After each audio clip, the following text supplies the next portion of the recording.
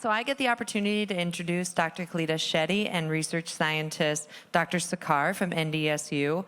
Dr. Shetty is the director of the Global Institute of Food Security and International Agriculture at NDSU, along with Dr. Sakar.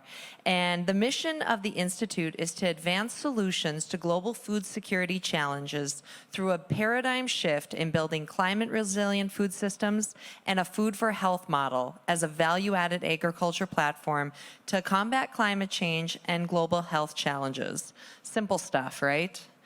So we're very excited to hear more about this research and the role of indoor agriculture in their efforts. So would you please join me in welcoming Dr. Shetty and Dr. Sakar.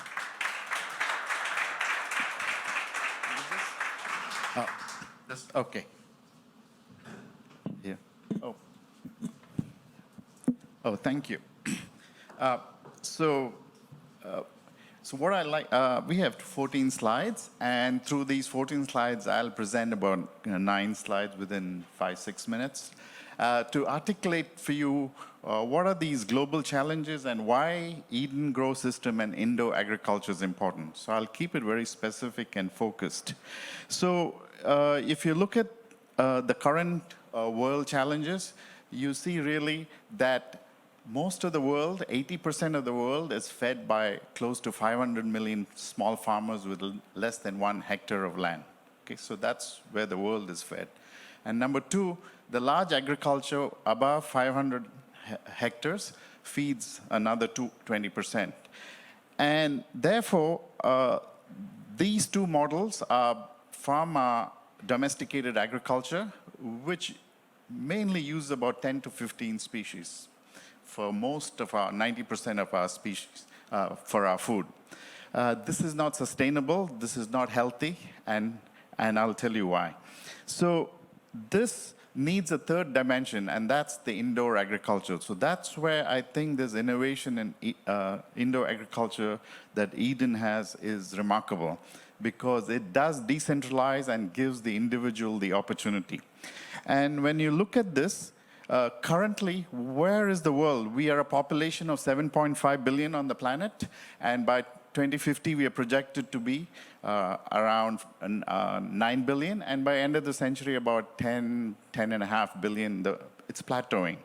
But currently, we produce enough calories for 12 billion people.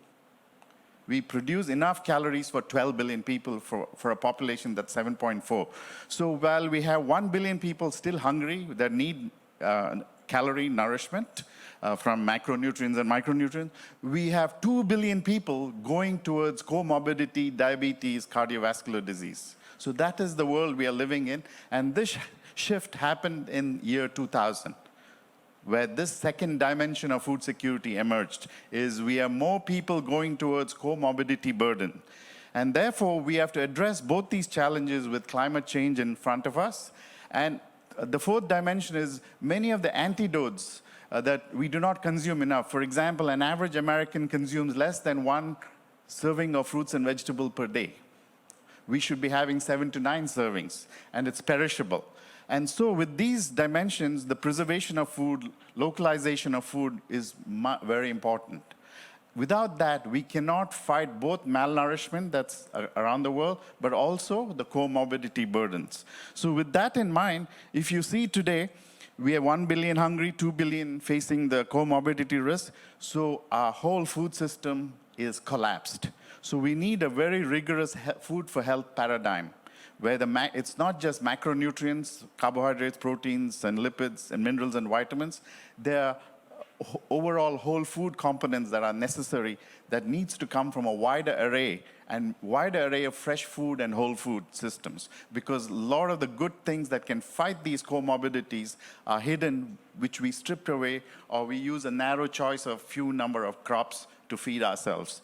So with this whole hunger, undernourishment, and overbalanced system is the world we are living in as the population moves to 9 billion by 2050, and we have abundance of calories from our agriculture.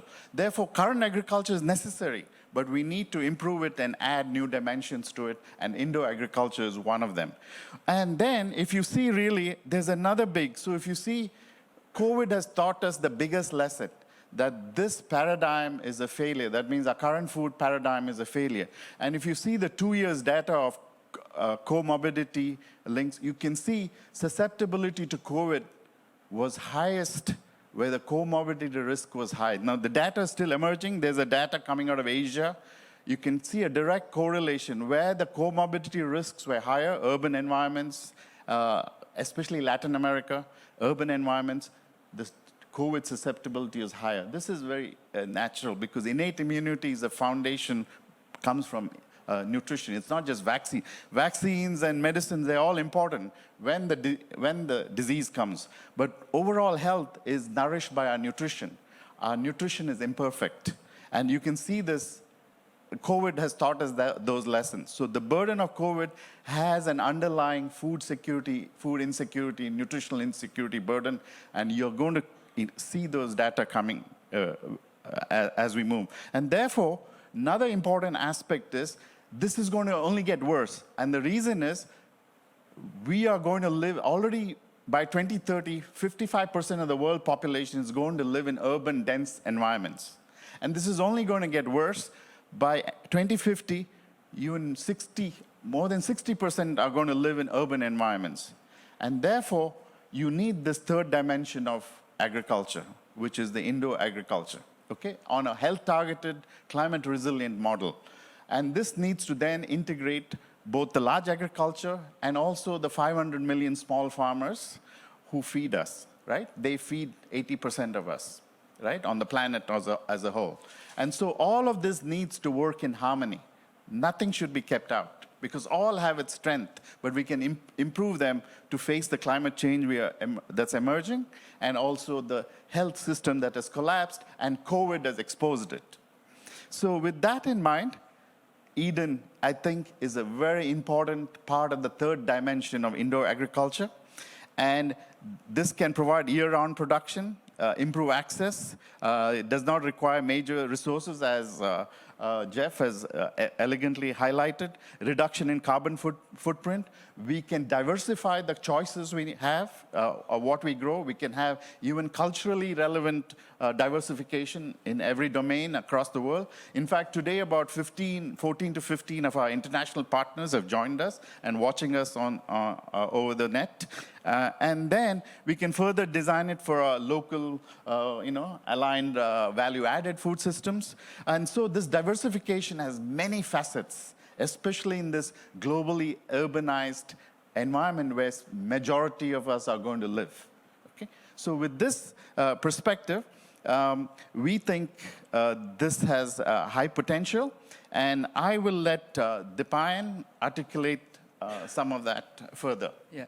Thank you, Dr. Shetty. So we strongly, from our research and our education and collaboration, we focus on the two key concepts of diversity and resilience across the food system or food chain. So we believe that, with this Eden Grow system, and I'm very excited.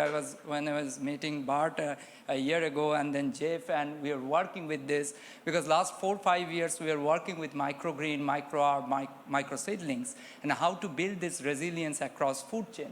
So we believe this can be targeted for high-value mother plants, like building, if you have a targeted, because there are many differences or variations among the plant species or when you have a cross-pollinated different medicinal plants or other. So you can pick or choose which has the higher bioactive or better health benefits. And we can keep this system, that mother plants, or can be produced for the optimized, the transplant shock recovery. Because here, Jack is here and he works with the community garden. And the transplanting is a big part in the spring and how to build that optimization or resiliency.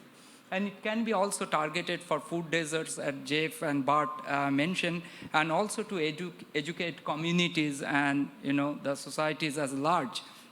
So as a whole, our concept is to build a network. So like this, Grand Farm with the Eden Grow system, NDSU and MSU, like others, all the community researchers, and as a whole, if we can build a collaboration and partnership to educate people, to bring awareness, provide training to students, And this model can be very sustainable and can be very effective way to teach the communities or even students. And it can give even opportunity for business to grow more job creation or other in rural or urban agriculture. I was working with a couple of microgreen growers here at Fargo, and after COVID, many of them were out of business. There was a lot of strain with the economic strain, and this kind of system can bring, back those, revitalize the growing and other of the innovation system for business and rural agriculture. So as well as talking about diversity and resilience, it is important to understand diversity across food chain.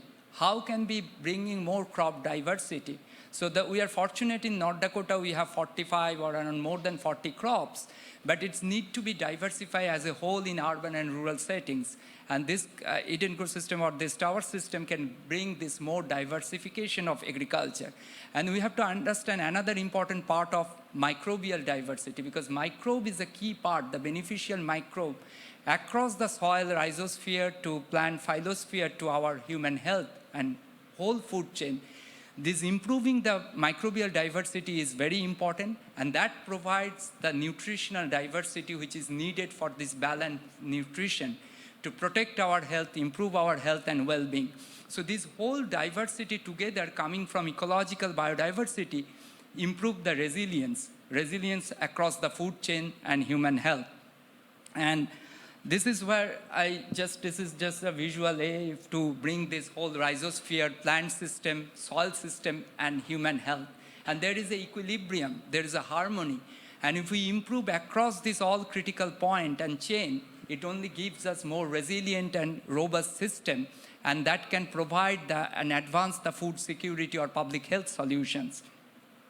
So we do research with a metabolic. I will not explain a lot of this, but what we target is in the plant. Plant is a very unique system, and as an autotroph, they produce the food for us. We are all depend on the plant, but the same plant also they are sessile and they cannot move.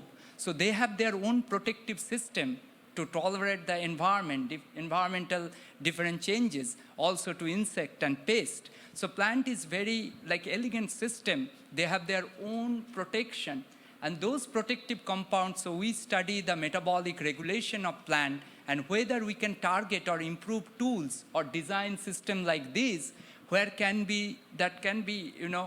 tweak the system to improve those bioactives or stress-relevant phytochemicals, which is important for plant to tolerate stress, but also important for us when we consume the food to protect against the diseases, because all come from that oxygen malfunction because we are in an oxygen-dependent system.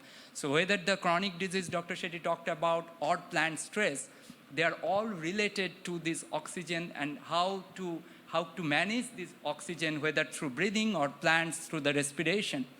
And these all compounds provide that protection and build more resilience across food chain. So I will just, the last slide, as I talked, we are working with this microgreen, microseedlings, microherbs, and this system of this Eden Grow gives us really opportunity to optimize and improve this kind of research and study, where we can even integrate the beneficial microbes or microbiome to improve the resilience and robustness. Okay, thank you. I'll be glad to answer any question, and this is our institute. And Thank you. Great. Well, thank you so much. So we'll have a 5-minute Q&A here, but maybe I can start off with the first question. Would love, fast forward a couple of years here in your perfect world, how do you envision this? We have Jackwood with community gardens. Is this where a community approach, or is this an individual approach where every house is going to have, or apartment is going to have one of these? Yeah, very good. So at a fundamental level, we can get the diversity of the crops where we have tools to really target it towards health preventive outcomes. That means we just not build the minerals and vitamins, but in our lab we work on antidotes that are initial stage of diabetes. So they're still in the screening stage, and we can link with the health sector here. But we have tools to get wider array of health targeted foods that can be linked to, for example, Jack the other day told me he has these heirloom tomatoes. So we can screen them which has higher minerals of certain kind, which has a better antidote to, say, the first digestive enzyme, where some drugs are targeted, but we could get it in the tomato, right? So I think one of the way is to increase this diversity and target it as needed for any specific community or individual. Right. Interesting. I do want to open it up. If anybody has a question, feel free to raise your hands. But one of the things I am curious about is kind of the economic benefit. So, you know, you talked a lot about the impoverished area. One of the things that we were talking around was the ultimate idea of a digital farmer's market for produce that you're growing in your own house, and then it becomes a profit center almost for each individuals. Talk about kind of the opportunities that exist with that. Sure, we have had some experience in this. Of course, we can look to translating in this, but even in the regular smaller agriculture back in Massachusetts, in Springfield, Massachusetts, one of the worst urban deserts of America, there were communities where 20% of the local farmers in Hadley area, they only sold 20% of their top-end produce. The 80% was plowed under. So we worked with the local food desert to see how we can revitalize it. And through the church, after Sunday service, we were able to reach out, and then it went to the apple orchards and then all others. So in the same way, I think there could be a network on which we start integrating these health-targeted outcomes with the community, with the diversification. And this gives an additional tool to widen that, because now we can put this into the community, not just depend only on the farming network. Okay. Awesome. Well, maybe my last question for you is, so I kind of started this event off talking about the opportunities that exist through collaboration with different organizations, corporate, the startups, the university, the growers. Talk about, this is almost becoming kind of that perfect marriage between university research, partnering with a startup venture, creating community and public involvement. I guess talk about kind of how you see this forming in the university role. Yeah, this is very exciting. I think there is a whole new platform for innovation. So we like to take our core technologies and sort of have the spin-off that can engage with the community. So we are trying to sort of cohesively take all our core technology of the last 30 years we have worked on, and to see how this can be the foundation of sustainable technologies from the food security to health across the value chain, and then work with as needed with, like Eden System is one of them. So there could be other JACs organizations, the other. It doesn't matter whether it's for-profit or community gardens or any social enterprises, it doesn't matter. So we then start engaging and bringing the university technologies, because we have opportunity to look at the deeper side of these plant microbial metabolic systems or deeper systems, and that can be sort of translated as the demand for utility emerges, and they drive the utility, and we can align with them. Sure. Well, awesome. Well, thank you so much, Dr. Shetty and Dr. Sakar. You're doing great work. Let's hear it out for you. Okay. Thank you.